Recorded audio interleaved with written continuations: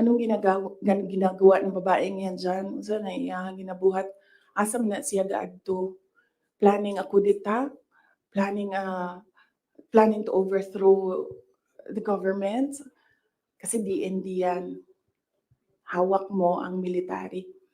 So sabi ko sa sarili ko, ayoko na magtrabaho ng gano'n, na araw-araw ka pinag-iisipan na meron kang gawin. Samok ra siya ba magtrabaho ka unya napay ingana nga intriga, madaot lang imong kamada. So ingon ko, sabi ko sa kanya, "Puwede ba ako lumibat sa education? Kasi 3 naman yung plataporma ko, mapayapang pamumuhay, trabaho, edukasyon."